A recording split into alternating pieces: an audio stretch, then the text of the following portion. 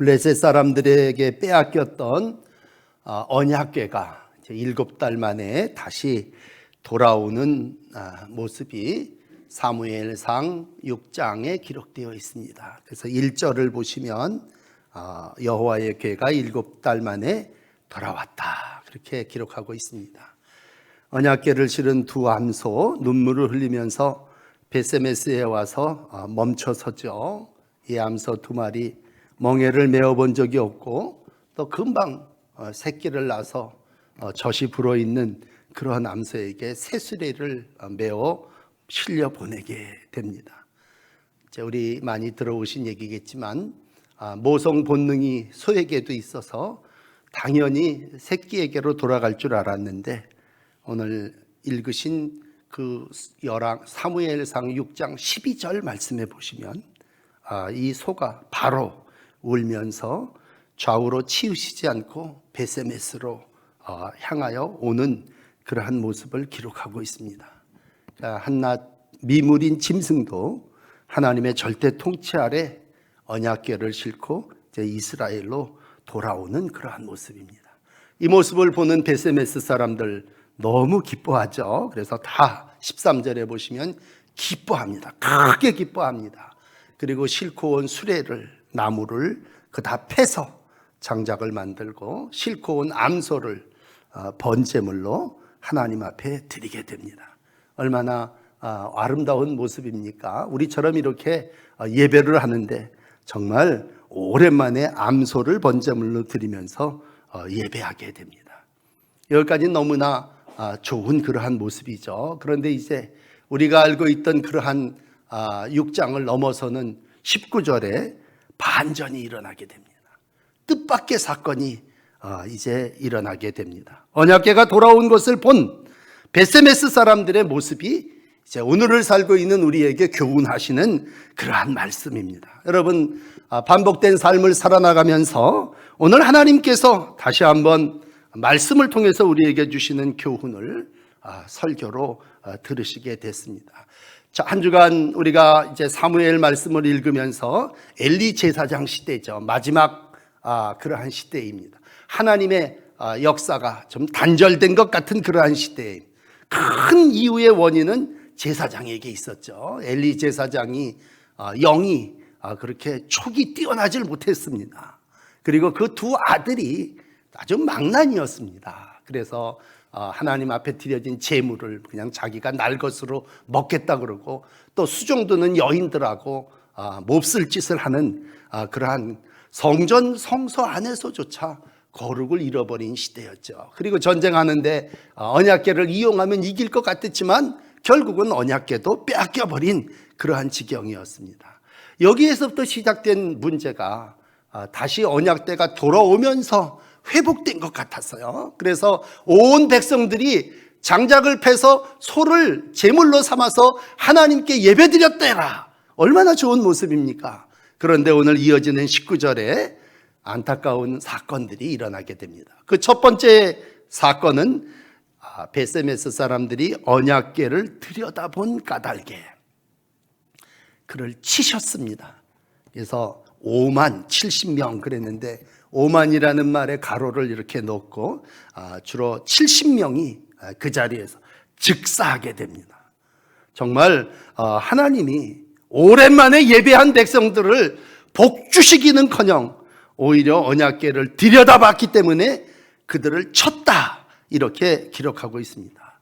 여러분, 언약궤를 열어서 들여봤다고 하는 건 경건에 대한 전혀 없는, 아주 그냥 뭐라고 표현을 할 수가 없는데, 하나님이 하여튼 70명을 죽일 정도로 진노했다고 하는 건 엄청난 대가를 치루었다고 하는 것입니다. 우리가 앞에 블레셋 사람들을 생각해 본다면 그 사람들은 다곤을 섬기는 사람들입니다. 우상을 숭배하는 사람들이에요. 그러니까 그 사람들은 하나님의 언약궤를 함부로 대해도 그냥 괜찮아요. 왜? 하나님의 언약궤가 뭔지를 모르는 사람들이니까. 그런데 이 베세메스에 사는 사람들은 누구냐 하면요, 여호수아 21장 16절에 보면 베세메스 사람들은 아론의 손자 네이의 후손들 중 고핫 자손들이었습니다. 이 고핫 자손은 하나님의 언약궤를 다루는 백성들이에요. 참고로 민수기 4장 19절에서부터 20절까지를 읽어드리면 이렇습니다. 너희 레위 자손 중 고핫 자손의 임무는 이러하니라. 지성물에 접근할 때에 그들이 생명을 보존하고 죽지 않게 하기 위해서는 이와 같이 해야 된다. 그러면서 하신 말씀이 뭐냐 하면 잠시라도 들어가서 성소를 보지 말라. 그들이 죽으리라. 그렇게 엄중하고도 중한 명령을, 임무를 주는, 그게 고핫 자손의 임무고 하나님의 성전, 하나님의 성소를 거룩해야 될 책임이 있는 이들이 바로 레위인 중에서도 고핫 자손이었고 베세메스에 살고 있는 백성들이었습니다. 그런데 이 백성들이 언약궤의 뚜껑을 열고 언약궤를 봤다니까요. 여러분, 왜 그랬을 것 같습니까? 이게 단순한 호기심이었을까요? 아마 사람의 마음이 그럴 것 같아요. 하나님의 언약궤가 블레셋에서 빼앗겨서 돌아왔으니까 이 언약궤 잘 있나? 호기심도 넘어서서 아마 책임을 느낀 사람들이 언약궤가 그 안에 이제 만나 항아리도 있고 법궤도 있고 아론의 싹이 난 지팡이도 있고 이거 다 잘 있나? 그리고 열어봤겠죠. 그런데 그 열어본 것이 70명이 죽는 엄청난 화를 봤다니까요. 언약궤를 열어본다고 하는 건요, 속죄소의 뚜껑을 걷어낸다고 하는 것은 심판이었습니다. 아마 그 뚜껑을 열어보는 이들을 향해서 하나님이 아무 말도 안 하고 심판을 하셨지만 말할 수 있다면 아마 이렇게 말했을 겁니다. 야, 니들이 왜 날 걱정하냐? 아니, 백성이 왜 하나님을 걱정합니까? 여러분, 왜 우리가 하나님을 걱정하고 언약궤를 걱정하고 언약궤 잘 있나? 그리고 궤를 들여다보고 뚜껑을 열어봅니까? 그건 경건이 아니올시다. 블레셋은 우상을 숭배하는 사람들이니까 그랬다, 우리 인정하고, 그러나 하나님을 섬기는 자손이 어떻게 언약궤에 대해서 제멋대로 행동할 수 있겠냐라고 할 때 그 시대가 그러한 시대였습니다. 그 백성들이 그러한 삶을 살아나가고 위로 제사장, 엘리 제사장에서부터 시작해가지고 모든 백성들이 한마디로 거룩과 경건을 잃어버렸습니다. 하나님을 아버지라, 하나님을 주라고 고백하면서도 그 하나님을 내가 이렇게 해야 된다고 생각하고 내가 염려하고 걱정한다고 생각해요. 여러분, 신앙은 하나님이 우리를 해결해 주시는 거지 우리가 하나님을 뭘 해결하는 게 아니올시다. 그런데 사사시대는 처음부터 끝까지 자기 멋대로였습니다. 나중에 와서 우리에게도 보이는 왕을 주십시오. 저 이방 나라 왕들이 통치하는 거 보니까 저거 괜찮습니다. 그 얘기는 하나님이 주인이고 하나님이 왕이시기를 거절한 거였습니다. 오늘 한마디로 이가봇 하나님의 영광이 떠났습니다. 여러분, 언약궤가 떠나갔다는 얘기는 하나님의 영광이 옮겨갔다는 얘기고, 하나님의 영광이 옮겨왔다는 얘기는 언약궤가 다시 우리에게로 돌아왔다는 얘기입니다. 그렇다면 그 언약궤가 돌아옴을 제사하고 기쁨으로 그걸 영접하고 맞이해야죠. 그런데 오늘 이스라엘 백성, 특별히 고핫 자손들이 이 엄청난 실수죠, 엄청난 죄를 저지러 뚜껑을 열어본 순간 하나님이 즉시로 진노, 심판하시는 모습을 보게 됩니다. 하나님의 백성이라고 봐주십니까? 제사장이라고 봐줬어요? 우리 앞에 보니까 엘리 제사장의 두 아들이 몹쓸 짓 하니까 그 자리 전쟁에 나가서 죽임을 당하고, 그 소식을 들은 엘리 제사장이 의자에 앉았다가 뒤로 자빠져서 목이 부러져 죽습니다. 이건 제멋대로 사는 자들의 마지막 하나님의 심판입니다. 나는 하나님의 백성이니까 괜찮을 거야. 여러분, 하나님의 백성은 하나님께서 이와 같이 심판하십니다. 돌이켜 한 주간, 지난 주간 읽으신 말씀에 보면 블레셋 사람들이 전쟁에 이겨가지고요, 다곤 신전 앞에 언약궤를 놓는 바로 5장의 사건이 일어나지 않습니까? 그랬을 때에 하나님은 그 언약궤가 다곤 신전에서 일어난 일을 자세하게 우리 금요 기도에 읽었지 않습니까? 하루는 다곤 신전이 하나님의 궤 앞에 엎드려 자빠집니다. 무릎을 꿇고 고꾸라져서 신상이 엎어져 있습니다. 이상하네. 그 다음날 하루 지난 다음에 세워놓고 가보니까, 이번에는 이튿날 가보니까 어떻습니까? 목이 부러지고 손이 잘려져서 꼼짝 못하고, 그 언약궤가 있던 신전, 다곤 신전이 있던 지역이 아스돗이라고 하는 곳인데 그 동네에 다 연병이, 전염병이 퍼지지 않습니까? 온 이방 백성들이, 블레셋 사람들이, 방백들이 모여서 야 이거 어떻게 하느냐? 결국은 야 이거 되돌려 보내버리자. 이거 우리 동네 여기저기 보내봤지만 결국에 가서는 우리 다 화를 당하게 됐으니 우리 죽임을 면하자. 그리고 사망의 환란에서 벗어나 하나님의 엄중한 심판 앞에 그들이 되돌려 보낸 겁니다. 그만큼 하나님은, 하나님의 언약궤는 어디에서든지 역사하셨고 스스로 존재하셨습니다. 그럼에도 불구하고 그 언약궤를 되받아서 하나님이 나에게로 왔음을 확인한 백성들이 그걸 들여다봤다니까요. 그걸 걱정하고 그 얄팍한 호기심이 엄청난 백성들이 죽임당하는 대가를 치루어야만 했습니다.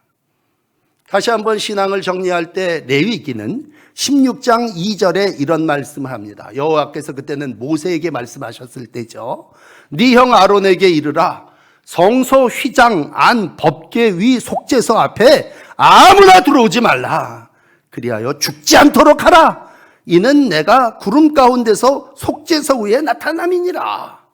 그러므로 그 뚜껑은 하나님의 죄를 속하는 속죄소요, 아무나 그곳에 들어오거나 만지거나 열어볼 수 없는 것이었습니다. 여러분, 우리가 평생 신앙생활을 하고 오늘은 언약궤는 하나님 아닙니까? 그 당시 예수님 이전에 언약궤 신앙은 하나님의 현존이죠. 하나님이 거기 계신 거죠. 하나님이 우리 가운데 말씀으로 함께 하셨기 때문에 두 돌판이 거기 들어있지 않습니까? 우리가 하나님의 말씀을 만날 때 나중에 사도 바울은요, 자기의 아들인 디모데에게 유명한 디모데후서 3장 16절에 이런 말씀을 합니다. 여러분, 3장 16절은 다 아주 소중한 말씀인데 디모데후서 3장 16절은 모든 성경을 이렇게 얘기합니다. 하나님의 감동으로 된 것으로 첫째는 우리를 교훈합니다. 두 번째는요, 오늘 한 책망합니다. 세 번째는 바르게 합니다.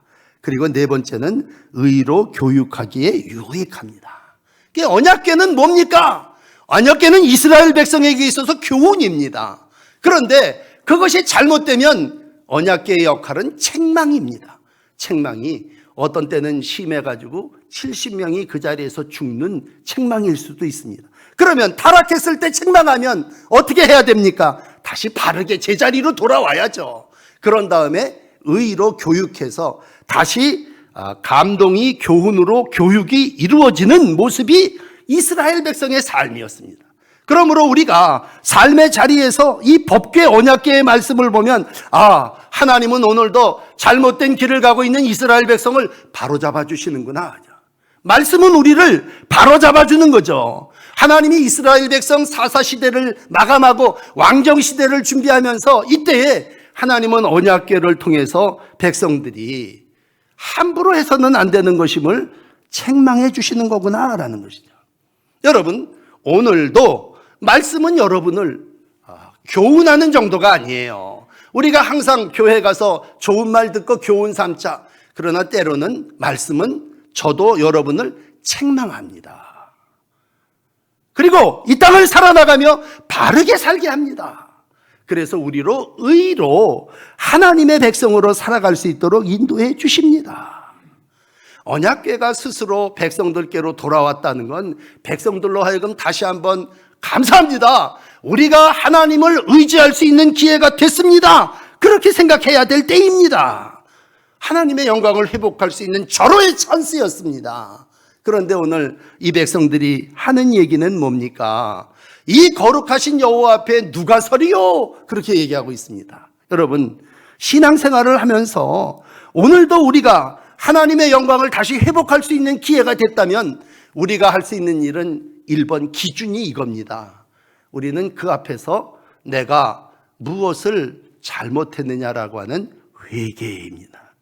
신앙생활은 하나님 앞에, 언약궤 앞에 주님 나는 죄인이로소이다 라고 하는 베드로의 고백이 제일 먼저 우선되어야 합니다.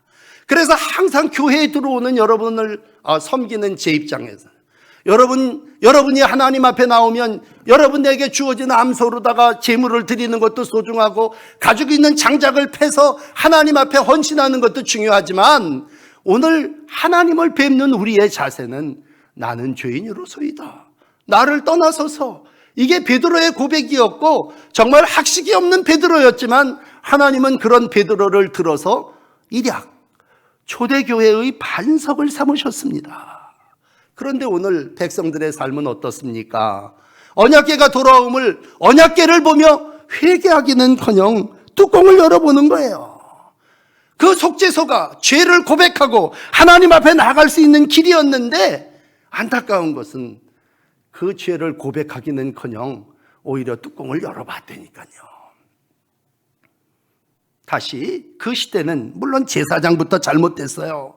제사장부터 하나님의 영을 감당하지 못했습니다. 그러니까 아들이 못된 짓을 했지 않습니까? 두 아들이.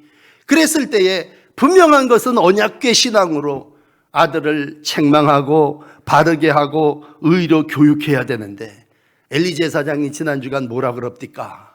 아들아, 너한테 들리는 소문이 좋지 않다. 그리고 은근슬쩍 그냥 넘어가 버리지 않습니까?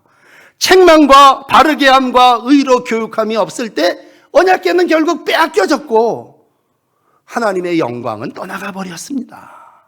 그렇다면 오늘 이제 두 번째 우리가 감당해야 될 것은 돌아온 언약궤 앞에 우리가 다시 서야 합니다.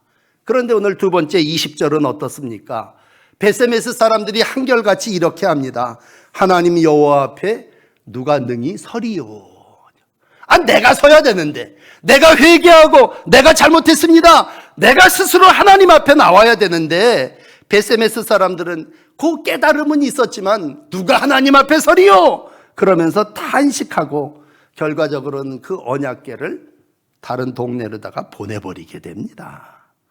블레셋 사람들하고 똑같은 게요. 베세메스 사람들이 고아 자손이라고 뭐 특별한 줄 알았더니 저 화가 들어오니까 베세메스 사람들이 다시 기럇 여아림 사람들에게 야 올라와서 이거 가져가라. 그리고 하나님 앞에 서지를 못했습니다.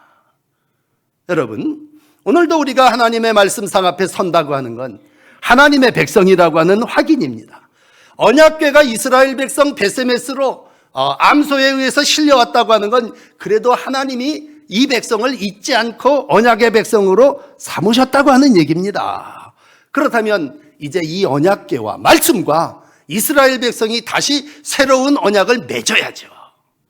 그리고 새롭게 출발해야죠. 오늘 하나님이 나를 저버리지 않으셨구나 라고 했을 때 깨달아야죠. 그런데 오늘 이 백성들의 탄식은 어떻습니까? 누가 여호와 앞에 능히 서리요? 이런 고백이었습니다. 돌이켜 여러분 여호수아 6장 7장 6절서부터 9절까지를 보면요, 이스라엘 백성들이 출애굽하면서 이런 일이 하나 있었어요. 아이성 전투에서 패하는 일이 있었습니다.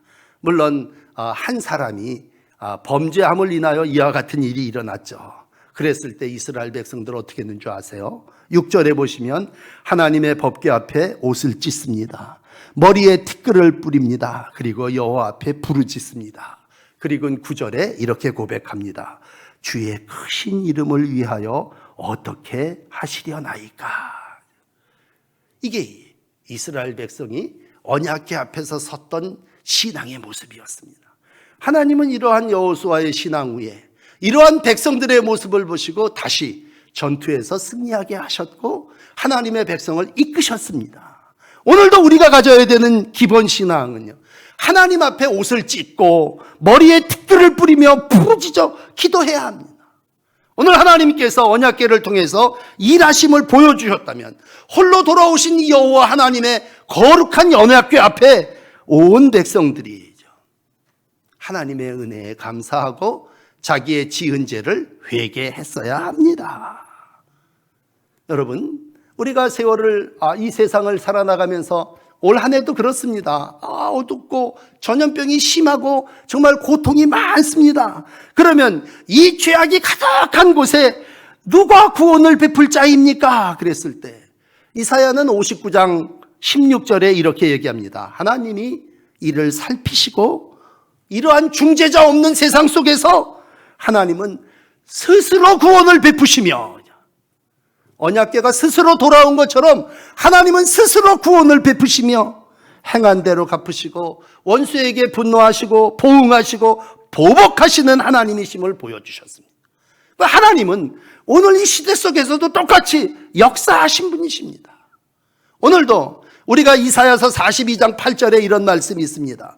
주 하나님 그는 누구시냐? 영광의 하나님이시라. 하나님은 하나님의 영광, 자신의 영광을 결코 다른 신에게 주시지 아니했다. 나는 여호와라. 나는 내 이름, 내 영광을 다른 자에게, 내 찬송을 우상에게 주지 아니하리라. 이렇게 말씀하셨습니다. 그러므로 이 하나님의 현존 앞에, 언약궤 앞에 백성은 누가 스스로 서리요? 그렇게 고백하지 말고 제가 하나님 앞에 나아갑니다. 제가 죄인입니다. 고백해야 합니다. 히브리서 4장 16절은 말합니다. 긍휼하심을 받고 때를 따라 돕는 은혜를 얻기 위하여 은혜의 보좌 앞에 담대히 나갈지어다. 이게 우리의 신앙이어야 합니다. 돌아온 언약궤 앞에 하나님 스스로 역사하시는 아버지, 두렵고 떨리는 마음으로 하나님을 힘입어 우리가 일어나 주 앞에 나오겁니다. 그리고 다시 언약궤 앞에 서야 합니다. 이것이 은혜 받는 길이고 이게 하나님의 긍휼을, 은혜를 이루어 나가는 삶의 모습입니다. 그런데 여러분, 오늘 블레셋 사람 어떻습니까? 이제 마지막 21절에 가서는 블레셋 사람들이 이렇게 얘기합니다. 여호와의 궤를 블레셋 백성들이 도로 가져왔으니, 오늘 베세메스 사람들이죠. 너희는 내려와서 그것을 너희에게로 옮겨가라. 그렇게 얘기하고 있습니다. 하나님을 가까이 하기보다도, 하나님의 말씀이 나를 책망할 때 깨닫고 회개하기보다도, 야, 이거 굉장히 무서운 거니까 이거 안 되겠다, 이거 보내버려야 되겠다. 그리고 언약궤를 보내버립니다. 여러분, 언약궤는 한마디로 거룩이라고 말씀하신다면 오늘 모든 베세메스 백성들은 거룩하게 살기를 거부하고 그 하나님의 말씀을 옮겨버립니다. 그리고 기럇 여하림 사람들에게 전령을 보내서 가져가라고. 결국 기럇 여하림 사람들이 그걸 잘 보관하지 않습니까? 이제 오늘 마지막 이 언약궤를 가져가라. 이건 블레셋 사람이나 하는 짓입니다. 그런데 오늘 하나님의 백성, 제사장 족속들이 이러고 있습니다. 우리가 어려움을 당할 때 이방 사람들이 행하는 모습을 한번 다시 보십시다. 어제 읽은 말씀입니다만 5장에 보면요, 에베네셀에서 다곤 신전에 왔던 그 언약궤, 다곤 신전이 다 깨지지 않습니까? 아까 말씀드린 대로 앞에 엎드려지고 목이 부러지고 손이 잘라지지 않습니까? 종기로 온 아스돗이 엄청난 전염병을 앓지 않. 그러니까 가드로 보냅니다. 옮겨가라. 가드에는 아주 센 우상이 있었거든요. 5장 8절에 보시면. 근데 거기도 완전히 종기가, 엄청난 독종 재앙이 큰 파멸을 불러일입니다. 마지막으로, 야, 그러면 에그론이라고 하는데 거긴 잡신이 가장 많은 바알세붑 신전이 있는 곳이니까 거기다 한번 보내보자. 그 동네도 역시 똑같았습니다. 그러니까 결국 내린 처방에 술사들의 방책은 뭐냐? 안 되겠다. 온 것에 되돌려 보내자. 그래서 오늘 하나님의 언약궤가 이스라엘로 되돌아온 것 아닙니까? 그렇다면 이스라엘 백성들은 그걸 품어야죠. 그걸 섬겨야죠. 그 하나님의 거룩과 하나님을 경외하는 마음으로 받아야죠. 그런데 이방 백성들하고 똑같이 그것을 기럇 여하림 사람들에게 가져가라, 그런 얘기입니다. 여러분, 우리가 출애굽기를 읽으며 늘 했던 건 하나님이 때로는 애굽 백성들에게 재앙을 내렸습니다. 오늘 6장 6절에도 블레셋 사람들이 애굽 얘기를 똑같이 해요. 그렇게 하나님이 애굽에 여러 가지 전염병으로 재앙을 내렸다면 오늘 하나님이 블레셋에도 재앙을 내린 것이고, 오늘 하나님의 백성이 사는 땅에도 뚜껑을 열어본 백성에게 70명이 죽는 화를 당하게 하신 겁니다.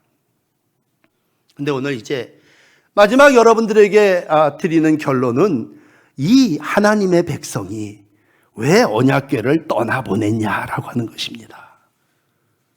여러분, 우리의 신앙의 삶이 하나님 앞에 나 자신을 떠나보내고 나 자신을 내려놓고 하나님을 내 안에 모시어드리는, 이거 기본 아닙니까? 그런데 왜 하나님의 언약궤를 떠나보내느냐라는 얘기입니다. 정작 떠나야 될 것은 내 죄악인데 내 죄악을 떠나버리기는커녕 하나님을 보내버린다니까요. 이건 블레셋 사람들이 한 짓입니다.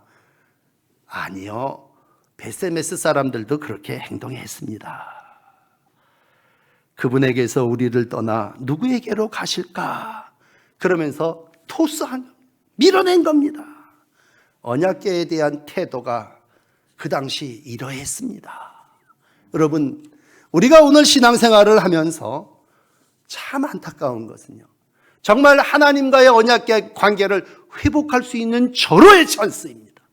하나님이 스스로 돌아오셨는데 얼마나 은혜 받을 만한 자리이고 하나님의 거룩을 회복할 수 있는 기회였습니까? 그런데 오늘 이 믿음의 고아 자손들, 베세메스 사람들은 이 복을 차버렸다니까요. 기럇 여아림 사람들에게 야, 너희들이 가져가라. 예수님 당시에도 이와 같은 일이 한번 일어난 적이 있습니다. 여러분, 마태복음 8장 32절에 보시면요, 예수님의 사역 중에 이러한 일이 있습니다. 두 사람이 귀신이 들려 있습니다. 가다라라고 하는 지방인데, 근데 이 귀신 들린 사람이 낫기를 바라. 근데 옆에 보니까 돼지떼가 수천 마리가 있어요. 예수님께서 귀신을 돼지떼에게 옮기죠. 그리고 돼지떼가 뛰어들어서 바다에 가서 빠져버렸는지 뛰어들어서 죽임을 당하게 되고, 이 두 귀신 들렸던 사람은 정신이 온전해지게 됩니다. 참 하나님의 역사가 여러 가지가 있지만 귀신 들린 자가 이제 나음을 받고 동네에 가서 야, 이렇게 예수님이 역사했다, 그렇게 이야기하게 됩니다. 그런데요, 이 가다라 지방에 살고 있는 모든 사람들, 그러면 다 박수치고 할렐루야 영광 하나님께 돌려야 될 거 아닙니까? 수천 마리의 돼지떼가 손상을 입은 것을 보고 그 동네 사람들이 내린 처방은 이러했습니다. 예수님, 우리 동네에서 좀 떠나주십시오. 예수를 만나서 보고 그 지방에서 떠나시기를 간구하였더라. 이게 마태복음 8장 34절에 일어난 결과입니다. 귀신을 내쫓았으니, 장애를 가지고 있는 이를 온전케 해주었으니 우리가 그분을 섬기고 우리가 그분을 주인 삼고 살아야 되겠습니다 라고 하는 것이 아니라, 오늘 그 동네 예수님 당시에 살고 있던 백성들의 삶의 모습은 뭐냐? 돼지떼가 물질입니다. 다곤입니다. 이게 소중한 건데 이걸 잃어버렸습니다. 그러니 더 이상 물질의 손해를 보지 않도록 주님이 떠나가 주십시오 라고 하는 것이 오늘 우리의 삶의 자리. 사사시대에 베세메스 사람들의 모습이고 예수님 시대에 가다라 지방의 사람의 모습이고 2021년을 살아나가는 우리의 삶의 자리에서 우리는 예수님을 떠나보낸다는 얘기예요. 내 안전, 나 편안함을 위해서 난 이제 어렵고 힘들고 괴로웠을 때는 눈물로 부르짖었지만 이제는 내 생활이 좀 여유 있고 넉넉해졌으니 이제는 언약궤가 좀 저쪽으로 떠나가. 더 이상 말씀이 나를 책망하는 거 내가 듣기 싫습니다 라고 하는 얘기입니다. 오늘 이러한 안타까운 사사시대를 여러분에게 설교하면서 여러분, 우리의 삶의 자리에서 다시 한번, 그러면 이 시대는 정말 깜깜한 시대였는가? 아니올시다. 여러분, 책망으로 설교를 끝내는 것이 아니라 오늘 우리는 이 시대에 두 사람을 만나야 합니다. 그 첫 번째 사람은 한나입니다. 여러분, 그 깜깜한 시절에 제일 어려운 사람이 자식이 없었던 한나였습니다. 제사장조차도 무능해서 하나님의 성전에서 하나님의 음성을 듣지 못할 때였지만 한나는 실로의 성전에 와서 눈물로 하나님 앞에 기도합니다. 그리고 사무엘상 2장 1절에 한나가 기도합니다. 내 마음이 여호와로 말미암아 즐거워하며 내 뿔이 여호와로 말미암아 높아졌으며 내 입이 내 원수들을 향하여 크게 열렸으니 이는 내가 주의 구원으로 말미암아 기뻐함이다. 여러분, 사사시대에도 이러한 여인이 있었습니다. 여러분, 이 악한 세대 속에서도 오늘도 깨어있는 한나는 있습니다. 이 비극적인 상황에서 태어난 사무엘이 있습니다. 여러분, 사무엘은 오늘 이제 내일 아침에 읽겠습니다만 7장 3절에 이런 얘기를 해요. 너희는 마음을 여호와께로 향하여 그만 섬겨라. 그러므로 블레셋 백성의 손에서 하나님이 우리를 구원해내실 거다.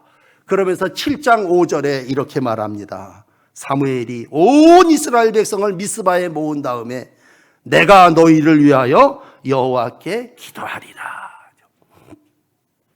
제사장은 타락했죠. 교회의 언약궤는 다 딴 데로 보내버렸죠. 그런데도 어떻게 그 시대가 하나님이 통치하는 시대가 될 수 있습니까? 그 시대에 한나가 있었고 사무엘이 있었기 때문입니다. 그 시대 속에 오늘 사무엘은 말합니다. 어떠한 패역한 언약궤를 다 내쫓는 시대라 할지라도 나는 너희를 위하여 여호와께 기도하리라. 오늘 여러분 자신을 치며 이 시대가 어떻고 전염병이 어떻든지 간에 나는 너희를 위하여 여호와께 기도하리라. 이런 마음을 가지시는 사무엘들이 되시기를 바랍니다. 비극적인 상황을 말하지 마십시다. 이미 엘리 제사장은 몰락해서 죽었습니다.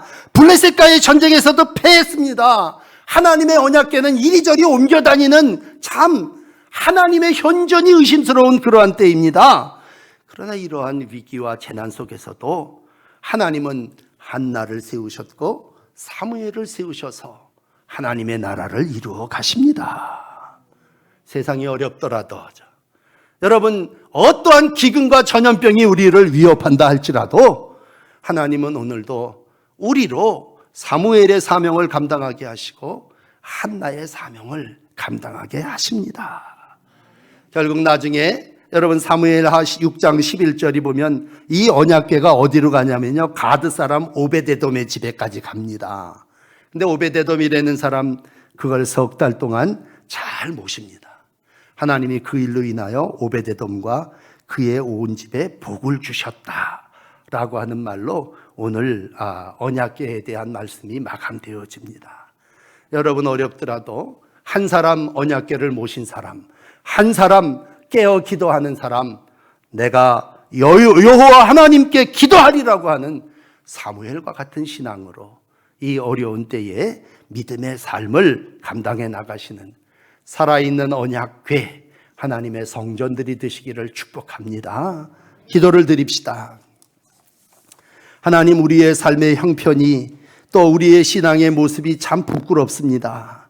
우리가 어려운 때에 언약궤를 붙잡고 언약궤를 의지하며 살아야 되는데 어떤 때는 어리석게 우리가 언약궤의 뚜껑을 열어 언약궤를 우리가 보려고 하는 범죄도 저질렀고, 어떤 때는 우리가 언약궤 하나님의 말씀을 자꾸 밀어내고 내 삶이 내가 주인 되어진 삶을 살아왔음을 고백합니다. 이럴 때마다 하나님은 우리를 교훈하시는 것을 넘어서서 책망하게 하시고 또 의로 바로 세워주시는 하나님이심을 믿습니다. 다시 말씀을 듣고 머리를 숙인 성도들을 주님 긍휼히 여겨주셔서 우리로 하나님을 시험하지 않게 하여 주시고 하나님을 밀어내지 않게 하여 주시고 하나님을 내 삶의 중심 주인 삼고 하나님의 사람으로 살아가게 하여 주옵소서. 사사시대처럼 세월이 참 어렵고 혼돈스럽고 전염병이 계속되고 있는 비극적인 상황입니다. 주님, 이 상황 속에서 사랑하는 성도들 한나로 살게 하시고 사무엘로 살게 하여 주시옵소서. 여호와께 기도하는 사람 되기를 원합니다. 우리가 성전에 나와 눈물로 기도하며 닫힌 태를 열게 하시고 살아계신 하나님의 역사를 이루어 가게 하여 주시옵소서. 하나님의 말씀을 마음 중심에 품습니다. 주님, 다시는 밀어내지 않게 하여 주시고 말씀이 주시는 교훈을 따라 살아나가는 주의 종들이 되게 하여 주시옵소서. 오늘도 내가 어떻게 하오리이까? 하나님 앞에 기도하며 하나님의 뜻을 구할 때마다 주님, 우리에게 말씀으로 인도해 주시고 하나님의 말씀의 역사를 다 감당해 나가는 복된 날 되게 하여 주시옵소서. 언약의 완성자로 오셔서 다 이루셨다 말씀하신 예수 그리스도의 이름으로 간절히 기도 올립니다. 아멘.